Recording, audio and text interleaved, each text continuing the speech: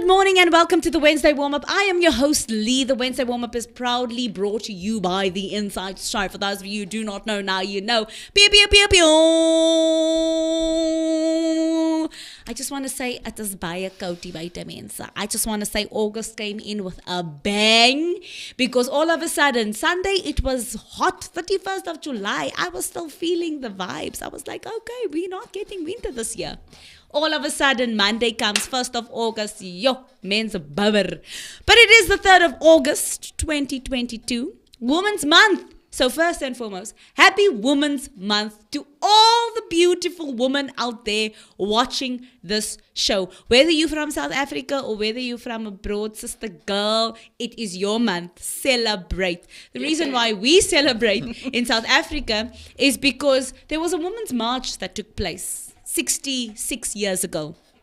And on the 9th of August, under the apartheid regime, almost over 20,000 women, I think it's not almost over, but I think over 20,000 women, different races, different creeds, different beliefs, different religions came together and they marched to abolish the pass laws, the dompas.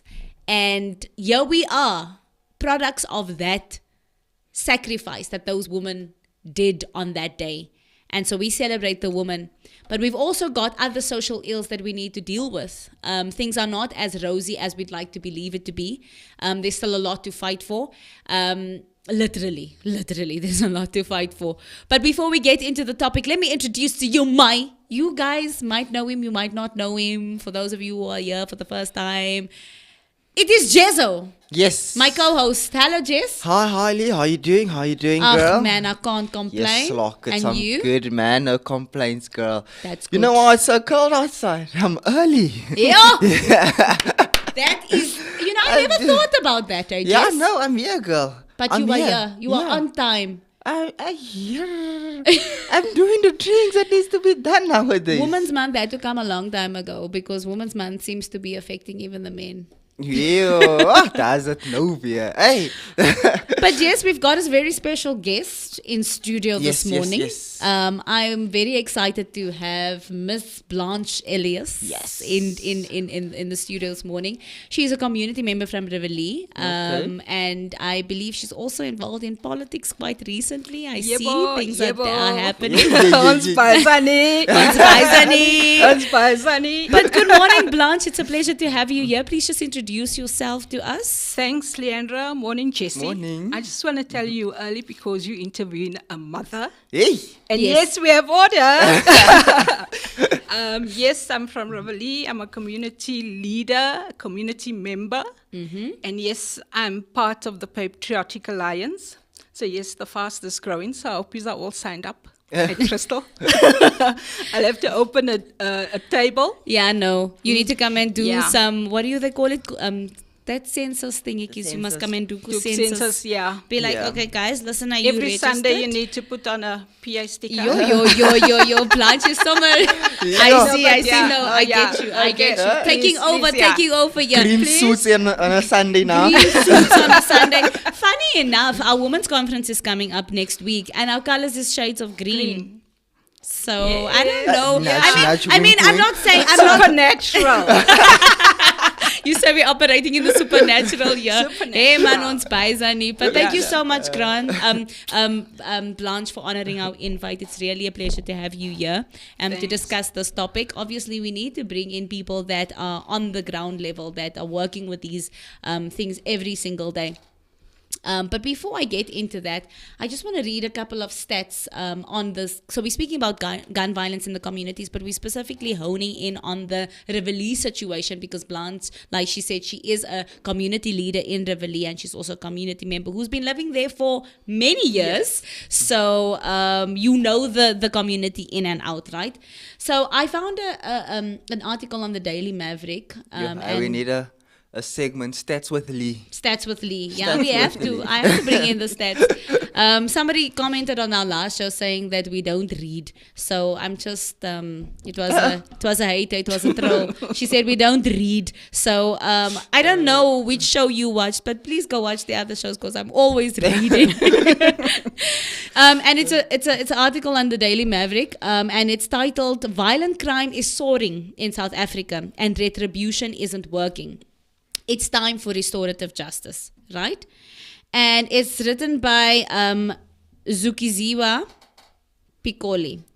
South Africa knows violence very well. The majority was violently oppressed by the apartheid government, with the struggle for freedom characterized by petrol bombs and necklacing, and a contested birthing of democracy where people were regularly thrown off moving trains and massacred with bangas. Today, stray bullets hit unintended targets during violence. Service delivery protests are met with often fatal responses from the political and gender-based violence is rife. From the police, sorry, not political.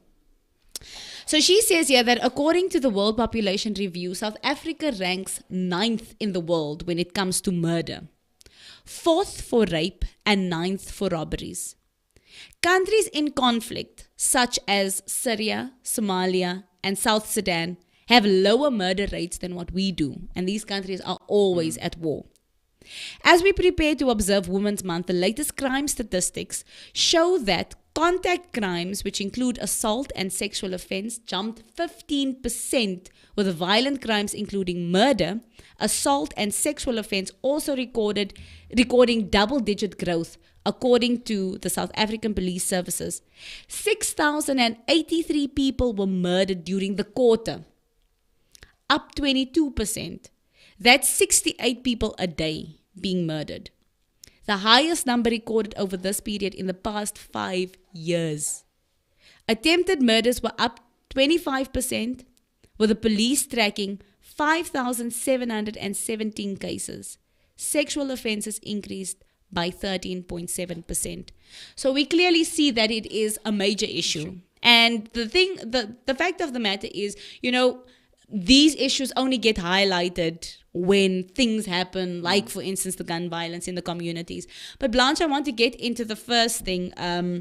The first question that I want to ask you is that when did the upsurge in gun violence start in the community of Rivoli? I can say it's been ongoing for years. We mustn't lose it that it has been happening. But for the past 2-3 years, Sure. There's a new generation that actually hit our communities. And it's sad, but yes, I think that generation needs some sort of identifying themselves. They need to show that, I think 90%, I'm going to say 90%, Yes. of these young people, let's say people, are single parent homes, or they're orphans, or they're staying with their grannies. So then, yes, they have to fend for themselves. Yes. And the easiest target is not to go for an interview, not to up my skill, but to look at a role model that will give me that opportunity. Yes. To make money. Yes. And I think that's it. And they clinging to something that is easy. Yes. I think easy. Yes. And they have to prove a point. I think that's what's causing it. So it's more social, more psychologically. And I think, yes, our communities are affected a lot by single parent homes. Yes. Yeah.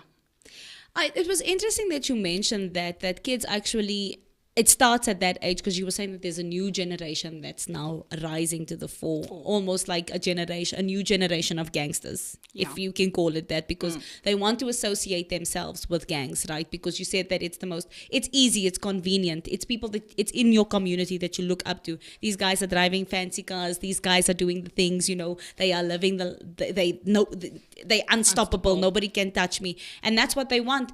And they said that gangsterism became really rife in South Africa in the 1950s, 1960s, and that was during the apartheid regime, obviously with the Group Areas Act, where people were forcibly removed to to areas depending on their race. So that's why you have colored communities, and you have African black communities, and you have Indian communities, because these people were forced from their homes, their original homes, into these small shanty towns, right, into townships, what we know now.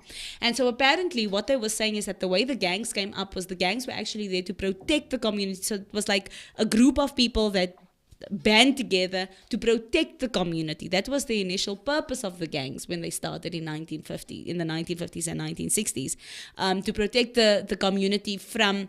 So gangs were actually involved in the military wing of the ANC, like Umkhonto we Sizwe, where the gangs were actively involved in militia and military work and stuff like that. But then as time progressed, criminals started to see the opportunity in gangsterism. So it was no longer a matter of these gangs are to protect the community. Now these gangs started to, get involved in drugs, and they started getting involved in child gangsters, like training up the kids to fight for turf wars and stuff like that. And that is actually what happened. So after a while, things started to change.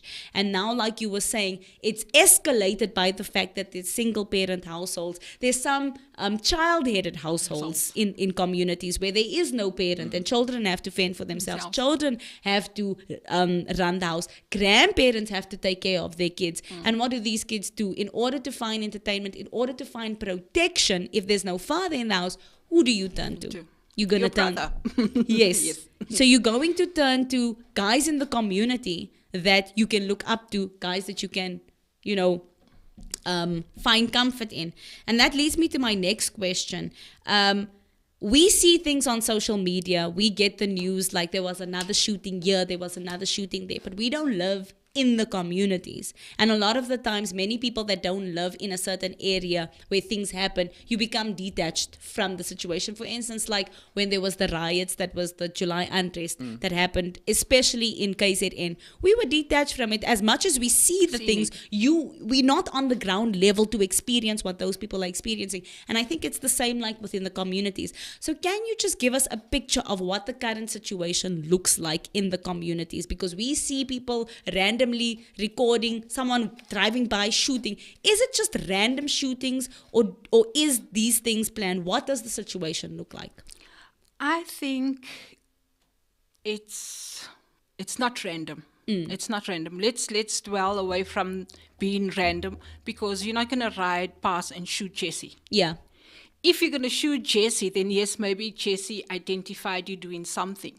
So yes, you're taking out the eyewitness, or you're taking out somebody else. But I think it's more of a hit. I think it's more of, like they say in a township, a hook. Yes. So you guarding that facility, you guarding your space, you guarding your work. Let's say your workplace, because now it's become a workplace for these young up-and-coming generation. So it's their workplace. So you're guarding that all the time. So if you see a stranger, or the next, let's say the big boss comes and he says, I need that corner because there's more money coming from that corner. And I think that's the rivalry happening at this point in time. But I think it's sad that our children has to be subjected to this. And we need more role players in our communities, because now there's just role models.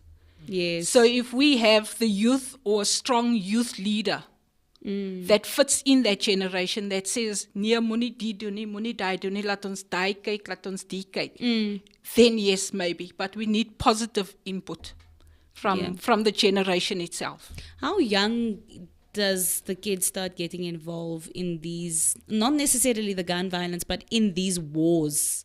Like, what age groups do you see prevalent? The other day I was so shocked that in Westbury they shoot in 15s and 14s and 13s, which I can't, because when I was 13 and 14, I still had 2 plats. You know what I mean? Yeah. So I'm not sure if the generation is matured enough to handle that, and they feel that yes, ons is die manne van die tyd. So I think that's our problem. And like you said, Ikonto Esizwe was trained for military. Yes. I don't think these children are trained for what they're getting themselves into. Yeah. That's our problem. And so it's that young. That's I very think, young. I think where that I could be reaching about far with this, but I feel like a lot of the time, you have these Netflix series and all that type of things like Top Boy, El Chapo, Pablo Nachos. Escobar, all that types of things. And when you watch those things, whether you like it or not, they kind of glorify the kingpin in Yeah. that type of stuff. Yeah. And a lot of the time, you see a lot of kids working for the kingpins and stuff like that.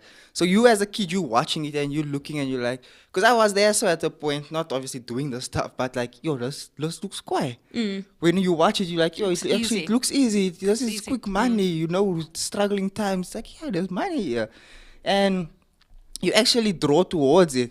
And I think as a kid, you watching it and you seeing all this type of things happening. Like with Top Boy, they have youngsters also working for them. They call them runners, obviously, where they're on the floor. Then they doing the runarounds and all that type of stuff. And obviously, they're the ones that's going to get hurt at the end of the day because they're the ones that's, if you want that corner, Yeah. that's where I want that corner now. So, and that's where your runner's standing most of the time. So that's how I feel like a lot of the kids get involved as well. If you're watching these type of stuff and you see that it looks fun and it looks easy. You see the money that's coming in. You see, okay, yeah, But yes. sorry, Jess, to take you back on that. If you watch Nachos, with what mentality are you watching that movie? Are you watching to be a leader? Are you watching his business skills? Or are you watching the lackiness or the richness of the kingpin? So I don't think our children has the capacity to differentiate the different skills in one movie. Exactly. You see, so that's a big problem.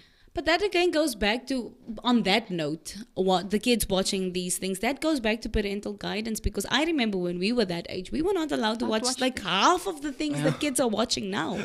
And I think that goes back, I mean, if we are speaking about the fact that younger and younger kids are either caught in the crossfires of these gun wars or they are being recruited. And they see that and they admire that. It should also speak to the fact that, because yes, and unfortunately, when these things happen, a lot of the times we have to go back to the parents or to the guardians and say, what is happening here? We know that in many cases, a guardian, for instance, if there's a child in a household or there's a grandparent looking after the child, you can't expect that child or that grandparent to constantly have a hand on the children. You know what I'm saying? But the thing is, there needs to be guardianship. There needs to be in the communities, like you were saying, positive role players. Something must budge, something has to give. Like you were saying, there needs to be a community, a youth leader, for instance, that can stand up and say these things. When I remember my parents saying that when they grew up, and even when we grew up, there was activities for the kids to do. So somewhere at the community center or whatever, there was boxing club, or there was there was a boxing club, or there was kids were involved in sports, there was hockeys, there was all these things. But that goes back to facilities, service delivery. There's frustration in the communities. We can't take that away. We can't take that away for the fact that, I mean, how many communities still have a good stadium, the grounds? Leandra, let me take you. In every community, they have all those facilities. They have all those facilities. Like I said, you need those role players. Because now you come from school, outside the gate, you have all these people that stand in there, that's buying cool drink, that's having a bunny, that's eating a schoolgirl, that's walking up, okay, sorry, for a cigarette. You know, these children have monies in their pockets. I worked at Riverlea for 6 months. They have money in their pockets. You know what I mean? So I think that's why I said we need role players to get into the schools and to identify What's your passion? What's your goal? You know, in the old days, we had guidance. Okay. That when you finish matric, I want to become a librarian, I want to become an accountant, So then, yes, the school actually pushes you into that different fields. Like we had ballet. I was a ballerina up until matric. And then when I had to become a teacher, I said, no, I want to go and work. So I missed that bar. But because my parents took me to ballet, I wanted to do it. They pushed me right up. Now, there's no parents. Sure. So the mother needs to be a mother and a father. You can't be both.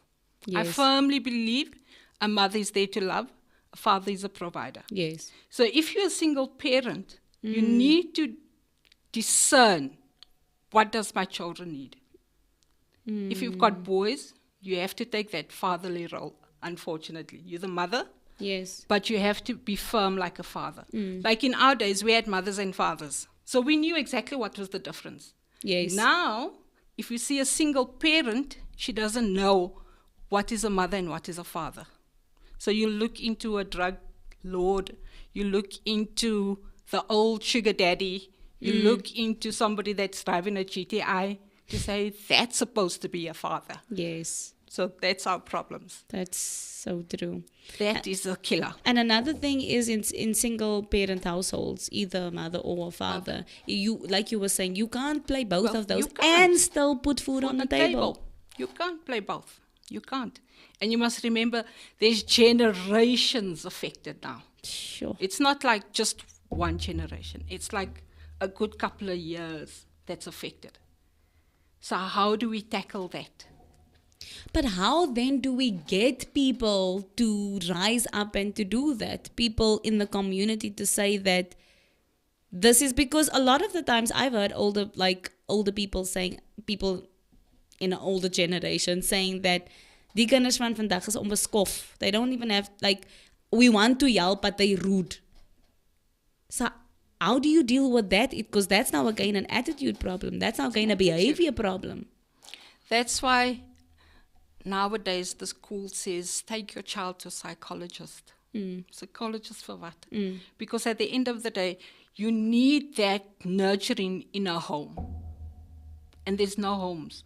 Because now you're saying, yes, was your pa, but you were never with your father. You weren't with your father for 2 minutes. Yeah. Because you're a single mother. So Yeah. you're saying, yes, net soos your pa. So what do you think? My pa's die. But you don't have the quality. You don't know what quality your father's has. So I rather say, rather be an absent father than to put the negative on a child. So let her rather portray a mother as a role maker or the role player in her life. Yes. And then to have somebody that's been chipping and changing and doing this and doing that. I think our children is subjected to that. I really think the generations is subjected to that. And so when we go to, like, word on the street is that the violence happening on the streets of the communities, the gun violence, the turf wars and stuff, that it's primarily linked to drugs and drug wars. But do you think, I mean, you already touched on some of the social ills, but do you think there's a deeper underlying reason behind why the violence specifically is so intense now? Is it poor service delivery? Are people frustrated? Is it poverty? What do you think is the reason why there's such a, all of a sudden, like, because yes, it's been going on for years, but you get pockets in every community, like at a specific time. It's almost like a season. Like there was that happened in Cape Town. There's a specific season where it's like really, unless it's only covered on social media during that time and it's just an ongoing thing. But why do you think there's just an upsurge all of a sudden in these wars or the violence on the streets? Do we say it's anger? There can't be anger in a child. If they're doing the shooting. If an 18-year-old, what are you angry for? So then, yes, maybe it is taking possession of corners and territory, and I think it's just an influence. I personally think that kids can be angry. And that's the reason why. And because they don't have an outlet for it. Because everybody's angry in the house. So it's learned behavior. If your mother's always coming home angry, or your father's always coming home angry, or there's always anger in the house, it's learned behavior. You begin to pick up on that. You also develop those feelings of anger, frustration, resentment, those kinds of things. So maybe that is also one of the outlets. And if a home, like you were saying, you mentioned something so significant. You said there's no homes anymore. There's houses, but there's no homes. So what do kids do? Yeah, but that's what I'm saying. We take it back to the homes. We instill values into the homes. So when that child comes out, he's ready to discern what is right, what is wrong. Should I go there? Shouldn't I go there? Should I do this? Shouldn't I do that? So we have to take it back to the homes. How's the police situation in Rivoli? Like when you call the police, is there police presence? Do you see them, or what role do they specifically play? In our area, I'm on community chats. So yes, SAPS is a problem. But I must say that all our shooters has been arrested. So we look at the good and we look at the bad. So that's the role they play. So I haven't experienced anything bad about SAPS. Yes, they are delayed when they break in. They are delayed when they do this. They are delayed to come to a scene. But I think it's just resources on their side. And I think in coloured communities, we need to identify on what rank is a police station. Yes. Are you just there for an affidavit? Are you just there to open a case? Because we established at our police station that every case gets transferred to another police station. So then, yes, maybe we are grade 1 police station. So we mustn't expect much, but they don't communicate this to the community. So we constantly at loggerheads with SAPS. So if something big happens, we need to notify them, and they have to notify the next cluster, and they need to notify the next cluster before they actually come to the scene. So we just need to establish that and educate communities more on that. Okay. Okay. Well, for those of you who just joined in, or for those of you who are still watching, thank you so much for tuning in. You are tuned into the Whensday Warm-Up, powered by the Inside Show. We have our beautiful guest over here, Blanche Elias, who is a community leader in Rivoli, and we are speaking about gun violence in communities. But before we continue, we do have a conference coming up. Crystal Church has a conference coming up on Women's Day, the 8th and the 9th of August. That's next week, Monday and Tuesday. And we are just going to play an ad for you. So we're going to take a quick ad break, basically. The producer has it queued, so please just have a look. The information will be in the ad.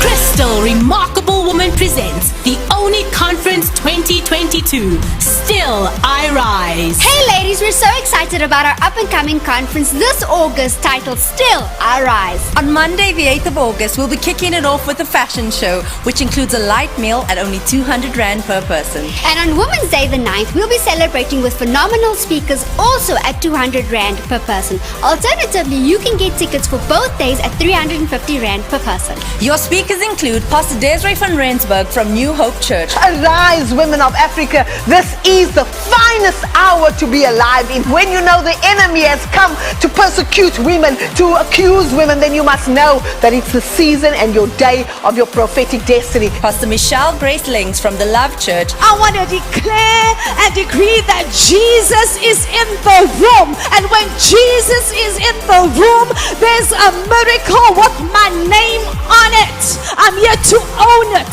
Tell your neighbor, I'm here to walk in it. Hosted by our very own Pastor Joan and Anka Hendricks. Ladies, we're looking forward to a fantastic conference ahead with food stalls available, free secured parking, guest artists, guest speakers, kids belief facilities available for both days, and of course a worship experience where we invite women of all ages to come together and build a sisterhood. And we also have hoodies available for only 290 Rand. So ladies, go and get yours today. Registration for the entire conference and ticket sales are open online at crystalministries.org.za, or you can get your ticket in the foyer. So ladies, we cannot wait to see you there at the Crystal Remarkable Women's Conference 2022. Still I Rise. Crystal Remarkable Woman, only conference 2022.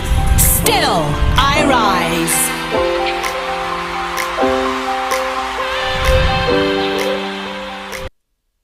Welcome back. So before the ad break, we spoke about police presence in the communities, and I asked you, do you see the police? What role do they play? And you explained that you have been seeing the work of the police, right? Because you're in the community chats and you've been seeing the work done by police. But now a lot of the times in communities you have like religious organizations, whether it be Islamic or Christian or whatever, and people also expect religious organizations in the communities to play their part.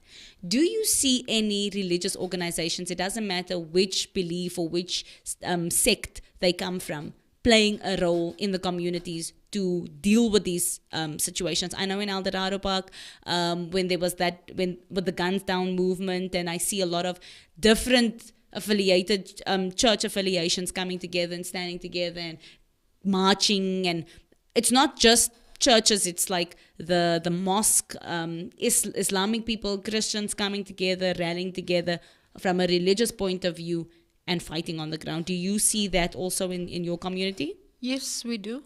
The church is actually playing a pivotal role. Because when we call a community meeting, we don't just call for the community. So we include all these organizations, NPOs, NGOs, churches, Islamic, the mosque. Yes. So we try to include everybody. So we can get a common goal or common vision for the community. So everybody is included.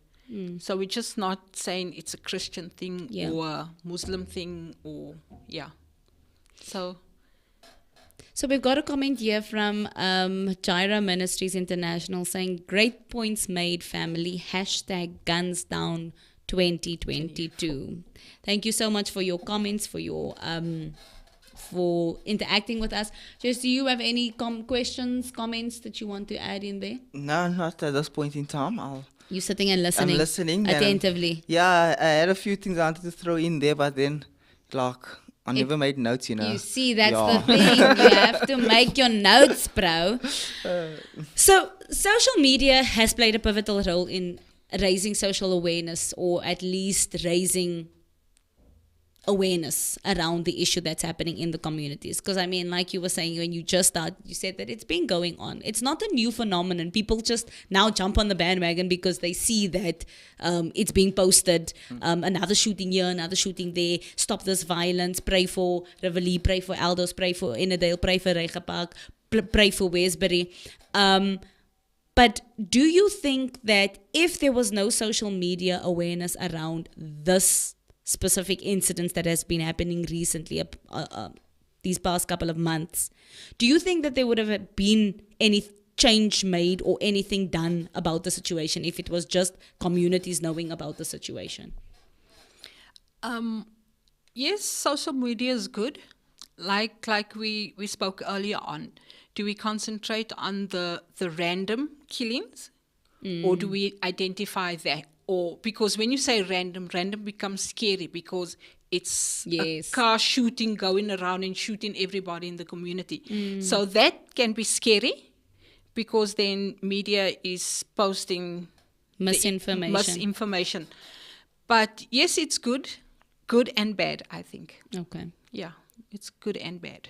Good in the sense that people now see that the what's actually happening. And it also puts pressure higher up because now the government and the police force and our councillors are saying, hey, you need to put more pressure, right? And then that's when, but also bad in the sense that there's misinformation and now people are on their nerves. You don't want to go to the community anymore. People are like, oh, I don't want to go to Elders. There's this. And people that's never been to Elders is saying how Elders is this and how Rivoli is that and Westbury is that. And it's like, have you been there? So it can be good and bad is what you're saying. Do you think that the gun violence in different communities, specifically colored communities, are related or somehow linked? Or is it all just unique in each area? Like, is the gun violence that's happening in Rivoli somehow linked to the gun violence in Westbury, somehow linked to the gun violence in Eldorado Park? Or do you think that it's unique for its own area? I think it's unique. We hope it's not linked.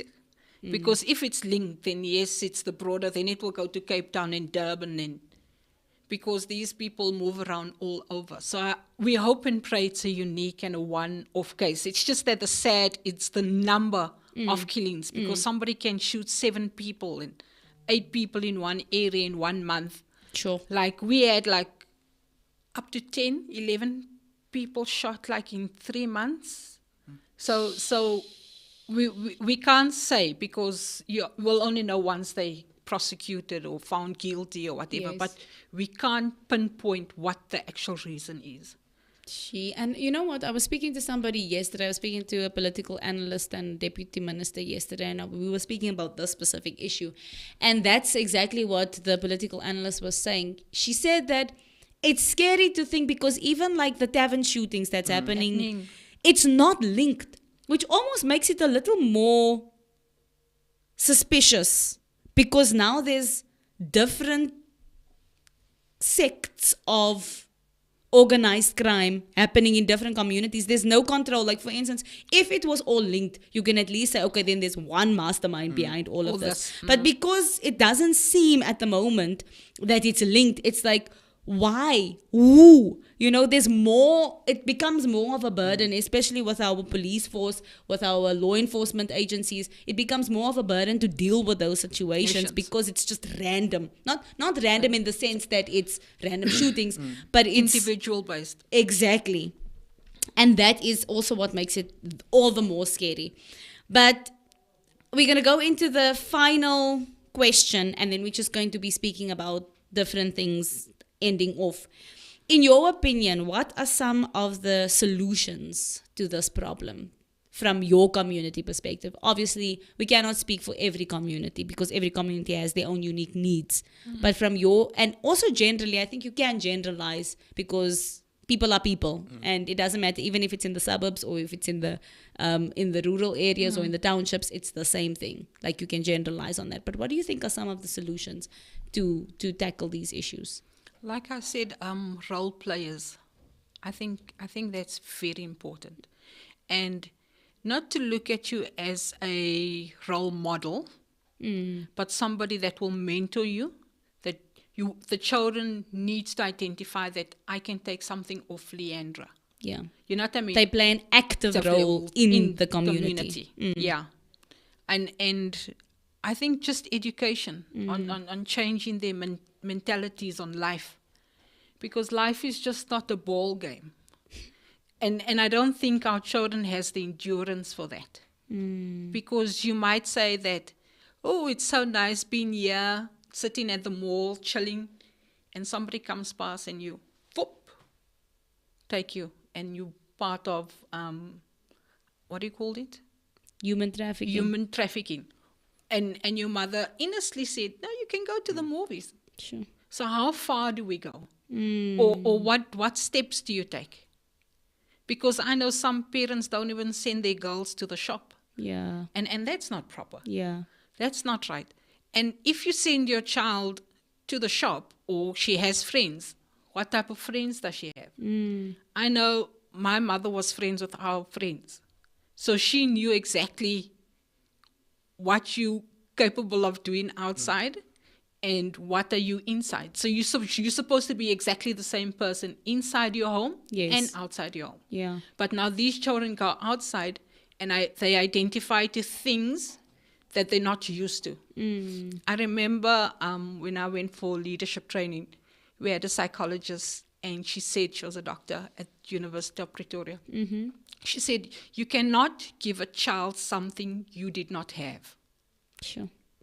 And it was like, and it's the truth, because now we're substituting not having a father, not having a job. So every cent you get, you give this child, because now you're subjecting her to something that you didn't have. Yeah. You didn't grow up with money, but you feel that you want to do something different for your child.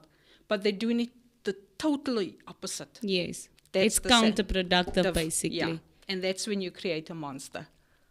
Because now the child feels that my parent has to, I'm entitled to D. Yeah. And yet the parent doesn't have the capacity to give you that. It's like a cell phone. You give it, they say, okay, it's good to give a 2-year-old a cell phone. But once that child reaches teenage, they go into certain apps. And the parent can't even go and delete that app because you don't know your phone. Yeah. That's the saddest part. So it's also about parents educating themselves, Selves. because obviously things have changed. Our lifestyles are not the same as how it was with our parents. Our parents, they lived in a different era to what we do. We are currently living through very unprecedented times. We came through lockdown. And that's another issue that I want to bring up. The last time when we were speaking about... also, we were speaking about that mass shooting that happened at one of the taverns. Where was that now? Again, I can't remember. In Soweto. It wasn't Soweto, it was elsewhere.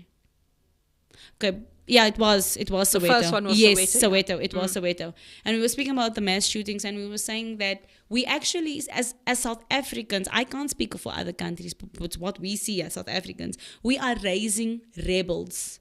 That kids, yes, you can say, but what are kids doing at the tavern at that time? I mean, these are 16-year-olds, 13-year-olds that are at the tavern. Shouldn't there be better police, law enforcement and stuff like that? But what else is there? You know what I'm saying? What else do you give the kids? And what are you doing as a parent? Because you can point fingers. It's easy to point fingers and to say, yeah, but what is this people doing and what? And I feel like no worries. I've heard that a lot of people do that. You know, they come, they blame, looking for somebody to blame, but nobody wants to take responsibility themselves. We all have a part to play, if you think about it.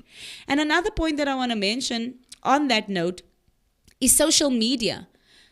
Social media might be good in raising awareness, but you raise something very important with children having phones and access to phones and access to... You can't always be there and monitor what your child is watching, what your child is looking at. But that also infiltrates their thinking and it influences their behavior. So nowadays you check, and it's weird that I must say this now that I'm no longer a kid, but you see kids these days and like 10-year-olds, 8-year-olds, 13-year-olds that are knowing and doing things that you sitting there and you're shocked when you listen to the conversations or you watch. I remember I was speaking to one lady and she was saying that she was so shocked. She was even boiling because her son, who is, I think he's 9 years old or 8 years old, and at school, one of his classmates was saying to him, do you want to F my D? An 8-year-old, 9-year-old is saying these things. And this is normal conversation. But he was, because of the home that he comes from and because of the way he was raised, he was shocked because to him he felt uncomfortable. So he had the liberty to go directly to his mother to tell his mother about that. Do kids even have the freedom or the liberty to go to their parents, to tell their parents about these things that's happening? Because it's scary. If you must really open your ears and listen to what kids are speaking about, how do you deal with that as a parent? I'm not a parent. I can't speak. You a parent of grown kids. And it was a different era, but now you've also got younger kids, your grandkids that's growing up. How do you mitigate these things? I think that if you steal to do something, you won't be able to talk about it. So where do you draw the line? Is it freedom of speech? Or do you guide or censor what your children are doing and saying? Because I know if I see somebody with an orca pipe, I just like... Yeah. You know what I mean? Because I didn't allow my children. Now you find parents buying orca pipes, and when you walk into that environment and they see your face, and then it's Auntie Blanche has an attitude, or she's a miserable, or she's not my mother, or she's... You know what I mean? So that's the saddest part And Once a parent, each parent has to take responsibility. It's like a parent saying, once the child is 18, I'd rather allow my child to drink and smoke in front of me than behind my back. Yeah. Yeah. You know what I mean? So I think the parents needs to know how far, set boundaries, Yes. and then I think we should be able to come right. Yeah. And we have to take it far back as grade 2. Definitely. I mean, if kids are speaking like about that, these things. we have to instill proper values now because of the generation. So we have to go. We can't even say we're starting at standard 6. No ways. That's way too late. Exactly. We'll have to go right back. Yo. And that's a massive task. To have those sit down with your kids and have those conversations. To say that this is my boundary, this is my this is my that. But even just not like the nuclear family, but like the extended family as well, that needs to also come back. When last as families like just, come together and sat around Sunday lunch, it used to be a every week thing. And that's also parents helping parents. Cousins helping cousins. And but we don't see that anymore. And I think that's also maybe one of the reasons why you see this in the communities, because people are going outside for advice, outside for help, outside influences. And I think that's also what's causing the issue. What about the school system? How is the schools in the communities? Like I told you, I was there for 6 months, like 2 years ago, just before COVID. And there was problems at school. Because you must remember the generation gap is narrowing and narrowing and narrowing. Yes. So the mother and the eldest daughter is almost the same in almost the same generation. Yeah. So once you eat that child, the mother's coming for the teacher. So you can't reprimand or bring order to a child, and she'll tell her mother, because that auntie doesn't like you, that's why she's taking it out on me. You know, that type of thing. Hey. And we're in a community, so it's constant. And everyone knows everyone. Everyone knows not everyone. Yeah. And then she wants to come to your house and she wants to make a scene and stuff like like that. So you as teachers, generally you hear this about teachers and they say that we've got no control. No. There's really no control. There's really no control. And it shouldn't even be the teacher's responsibility to enforce discipline. That should be a home issue. The teacher's actually just there for educational purposes. But like I told you, your child can be an angel at home. Ay, but because she needs to prove it to her peers outside, she becomes a little monster. And then you think, but she sits in her room all day. She's sitting in her room on her phone, so she's feeding her brain with all what she's reading and taking in. So she goes and exercises it outside. So when you call to school, then you say, but that's not my child. So then you become defensive. That, do you have a problem with my child? And parents' meetings at the schools, like do parents, how's the attendance? Okay, I'm not part of SGB. I haven't been part of a school meeting. But as the chats goes on, bad attendance. Sure. Really bad attendance. And I think it starts there. With the school, the parents needs to know what's happening at school. Yes. They need to take ownership of what's happening at the school. I firmly believe the SGB is there to be the go-to person between the parent and the school.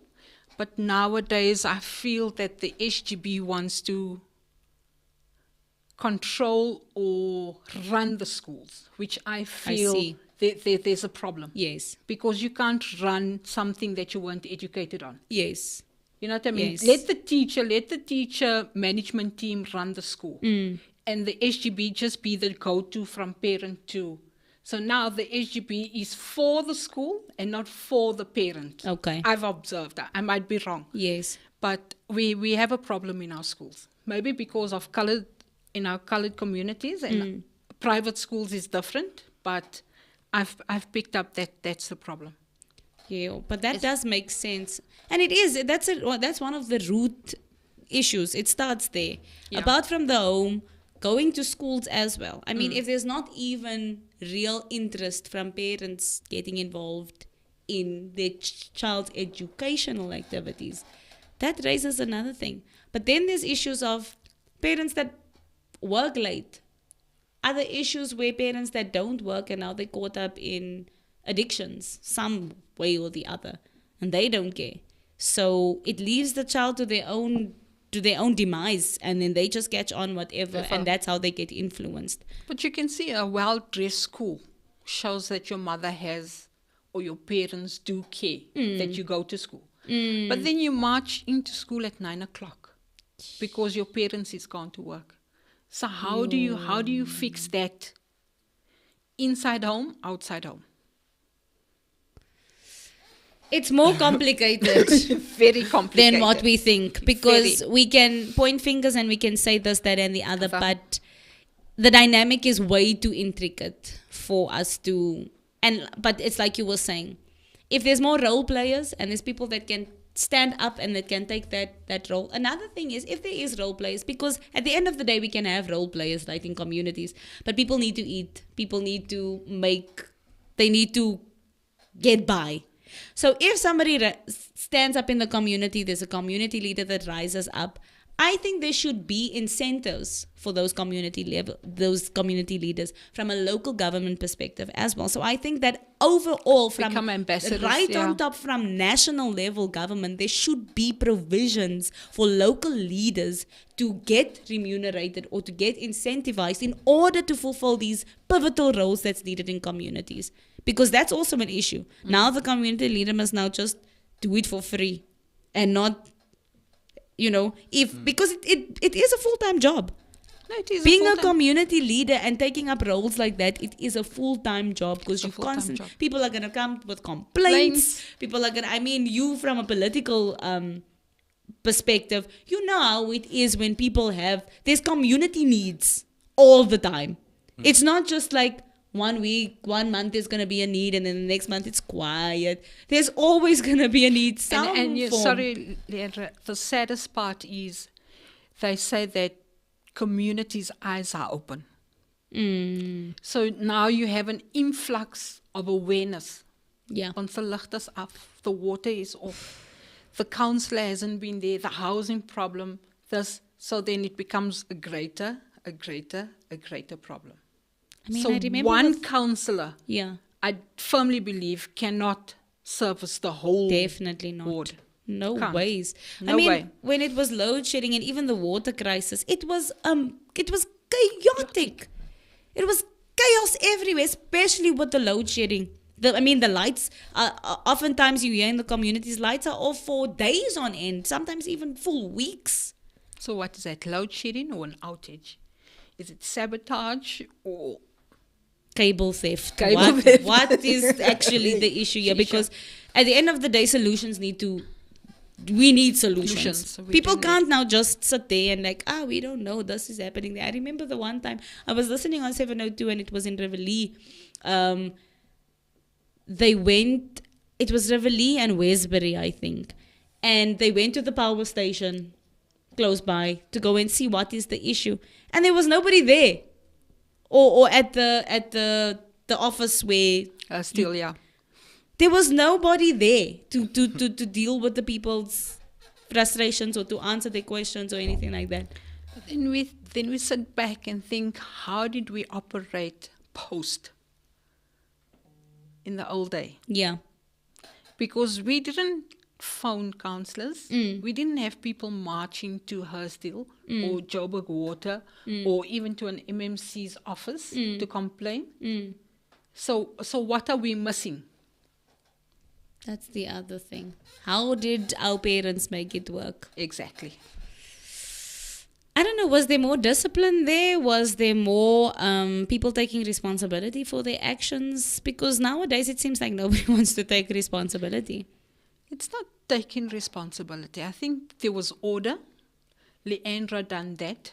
Jessie done that. And it was your sole responsibility to do what you were told to do.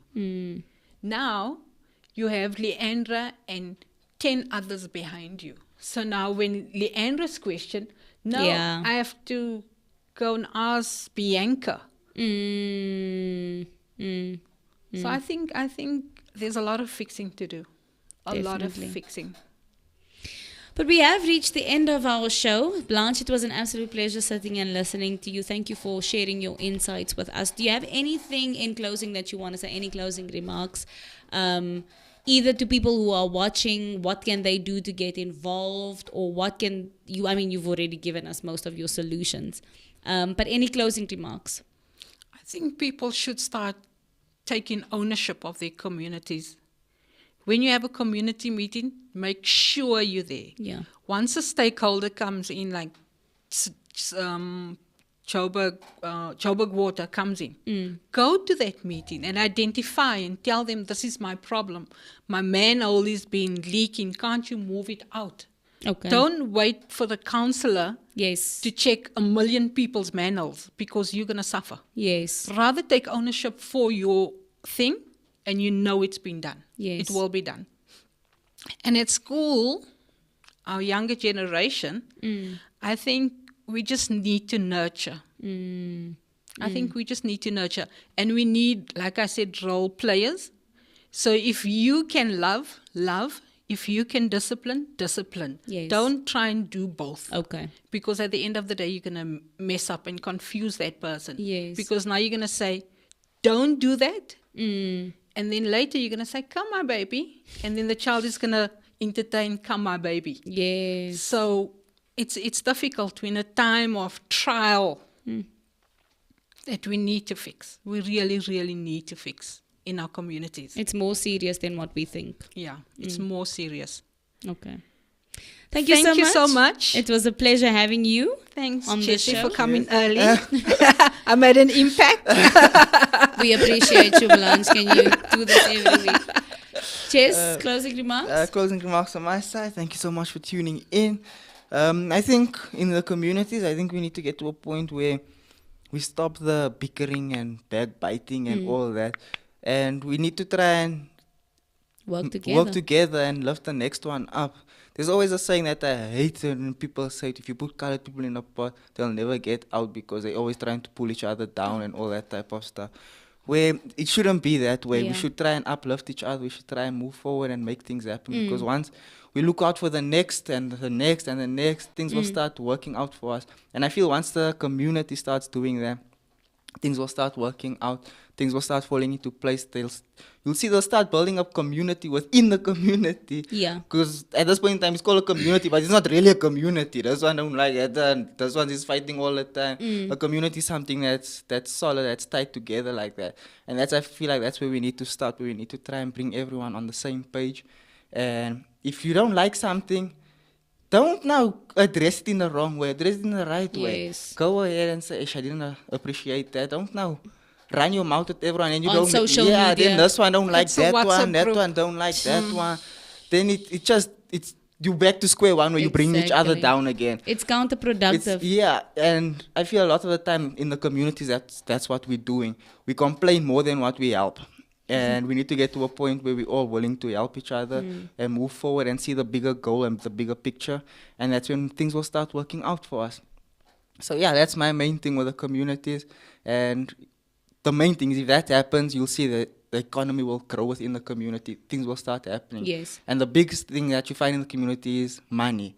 So in order to get the money, you all need to work together in order to get the money. So once Yeah. the money's there, then you can start looking at other things, fixing the sports fields, changing kids' mindsets, things like that. And you can have programs where you can send kids overseas, and not even overseas, just within South Africa. You have so many kids that's in the community that hasn't been on a plane, that hasn't been to Cape Town, that hasn't been to different places. So once you work together, once you have that economy within your community, you can now start broadening, going out and doing things within the community where you're sending kids out to have different programs, sports programs, and not only for men, for women, for girls as well. Yes. Because in the community you just find football, it's Yeah. just soccer. You don't find netball clubs anymore. You don't find tennis clubs, Hockey clubs, that type of things.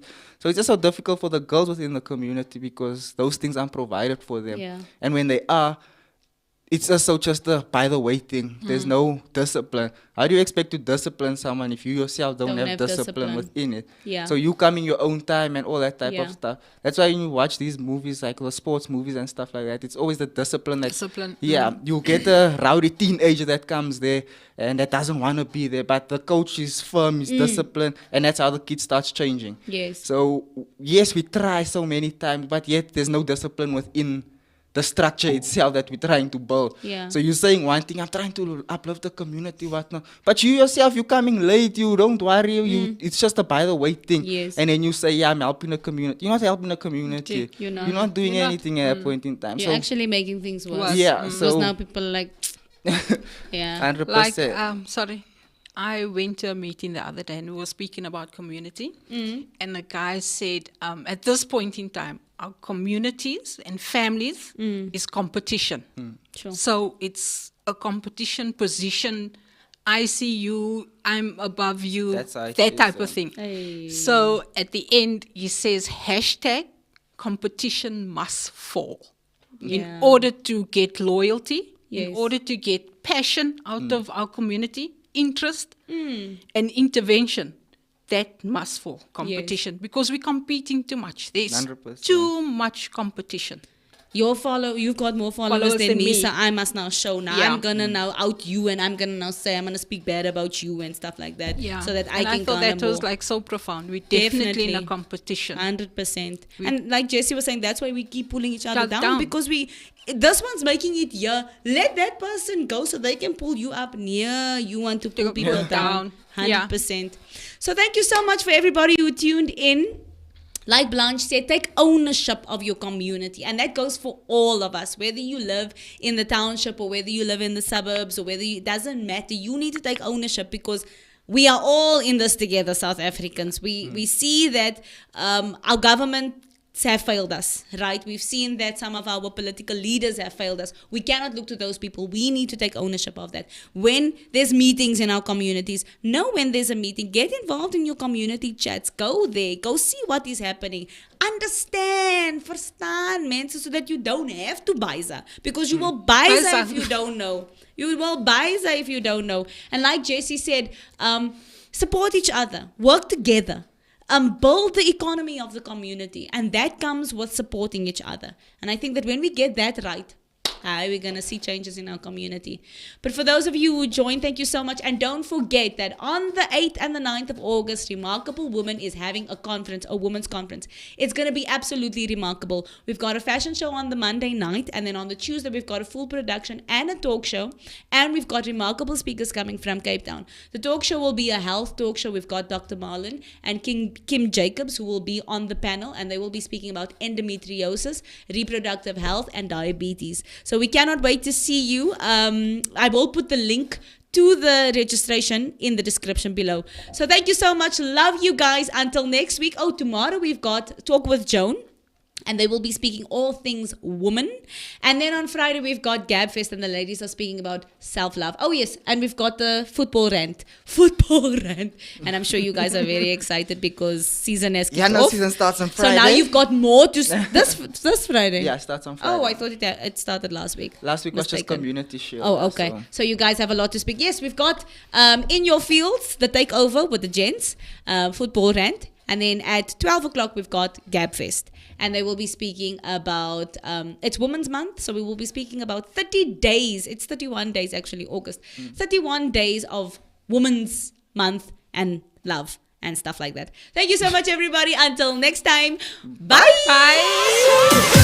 Crystal Remarkable Woman presents the Only Conference 2022. Still I Rise. Hey ladies, we're so excited about our up-and-coming conference this August titled Still I Rise. On Monday, the 8th of August, we'll be kicking it off with a fashion show, which includes a light meal at only 200 Rand per person. And on Women's Day the 9th, we'll be celebrating with phenomenal speakers also at 200 Rand per person. Alternatively, you can get tickets for both days at 350 Rand per person. Your speakers include Pastor Desiree van Rensburg from New Hope Church, Church. Arise, women of Africa. This is the finest hour to be alive in. When you know the enemy has come to persecute women, to accuse women, then you must know that it's the season and your day of your prophetic destiny. Pastor Michelle Grace Lings from the Love Church. I want to declare and decree that Jesus is in the room. And when Jesus is in the room, there's a miracle with my name on it. I'm here to own it. Tell your neighbor, I'm here to walk in it. Hosted by our very own Pastor Joan and Anka Hendricks. Ladies, we're looking forward to a fantastic conference ahead with food stalls available, free secured parking, guest artists, guest speakers, kids belief facilities available for both days, and of course a worship experience where we invite women of all ages to come together and build a sisterhood. And we also have hoodies available for only 290 Rand. So ladies, go and get yours today. Registration for the entire conference and ticket sales are open online at crystalministries.org.za, or you can get your ticket in the foyer. So ladies, we cannot wait to see you there at the Crystal Remarkable Women's Conference 2022. Still I Rise. Crystal Remarkable Woman, only conference 2022. Still I Rise.